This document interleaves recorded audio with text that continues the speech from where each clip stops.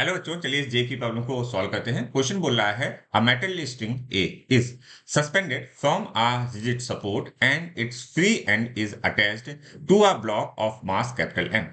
Second block having mass 2m is suspended at the bottom of the first block using a string B. The area of cross sections of strings A and B are same. The ratio of lengths of strings A to B is 2 and the ratio of their Young's moduli YA upon YB is 0.5. The ratio of elongations in A to B is अच्छा, आपको जो elongation है उसमें ratio find out करना है। Means आपको find out करना है delta of L A upon delta of L B की वैल्यू फाइंड आउट करनी है। और क्या क्या वैल्यूज दी गई हैं, और हमको जो वैल्यूज दी गई हैं that is we can say area of A upon area of B is equal to 1। Ratio same बोला गया है।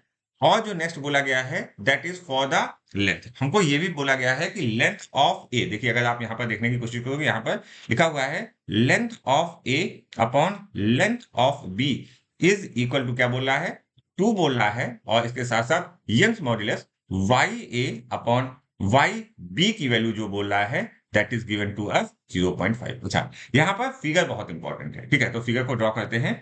फिगर को हम लोग ड्रॉ करते हैं। देखिएगा, ये हमारा रिजिड सपोर्ट है और यहाँ पर पहली स्ट्रिंग है। This is the first string और इस स्ट्रिंग का नाम जो दिया हुआ है इन्होंने that is given to us ए।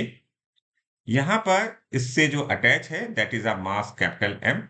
इसके बाद एक दूसरी स्ट्रिंग इसके साथ अटैच हो रही है। ओके, ये दूसरी स्ट्रिंग अटैच हो रही है और इस स्ट्रिंग से, इस स्ट्रिंग का नाम डी है और इस स्ट्रिंग से हमारे पास 2m मास अटैच है और ये स्ट्रिंग भी है। ओके, अगर हम डेल्टा एल के बारे में बात करें तो जो हमारा सिंपल फॉर्मूला होता है that is delta L means change in length is equal to force multiplied by the original length upon area of the cross section को मैं स्मॉल ए से डिनोट कर रहा हूं मल्टीप्लाइड बाय यंग्स मॉड्यूलस। अच्छा, अब हमको क्या करना है, रेशियो फाइंड आउट करना है। तो हम डायरेक्टली लिख सकते हैं। हम क्या लिखेंगे, देखिएगा, delta of L A upon delta of L B. Okay, सबसे पहले हम एल ए की वैल्यू रखेंगे। तो एल ए के लिए हम लिखेंगे F A means force on A. ठीक है, force on A multiplied by length of A, okay, upon A of A multiplied by Young's modulus of A multiplied by, देखो यहां पर जो लेंथ ऑफ बी है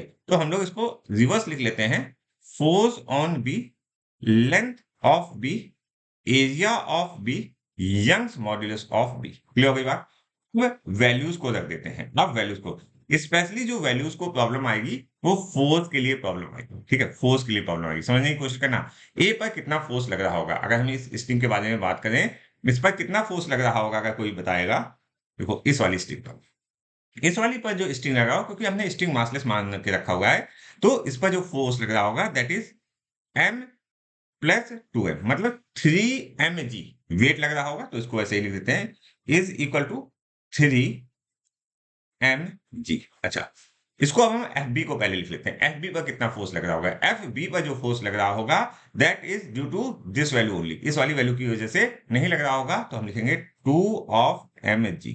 क्लियर हो गई बात। अच्छा, अब हम लिखते हैं length of A upon length of B. Length of A upon length of B की वैल्यू क्या हो गई, मल्टीप्लाइड बाई 2। अच्छा, area of B upon A लिख दीजिए या ए अपॉन बी लिख दीजिए, तो क्या वैल्यू आएगी, that is 1 only. Young's modulus के बारे में बात करते हैं। यंग्स मॉड्यूलस क्या लिखा, वाई बी अपॉन वाई ए, और यहाँ पर वैल्यू किसकी दी गई है, Y A upon Y B, तो इसको लिखेंगे मल्टीप्लाइड बाई 1 अपॉन 0.5। ठीक है, अब जो जो वैल्यूज कैंसिल आउट हो रही हैं कैंसिल आउट कर देते हैं जल्दी से। तो ये देखो, ये mg और ये mg कैंसिल हो गया, ये 2 और ये 2 कैंसिल हो गया, ये पॉइंट हटाया और यहाँ पर 0 गया, तो 5 2 इन 10। तो यहाँ पर सब चीजें कैंसिल आउट हो गई और अगर आप इसको सॉल्व करने की कोशिश करोगे तो आपका आंसर आ गया 6। मींस इसका जो डेल्टा LA अपॉन LB का रेशियो आएगा that is 6। So option 4 is correct for this question.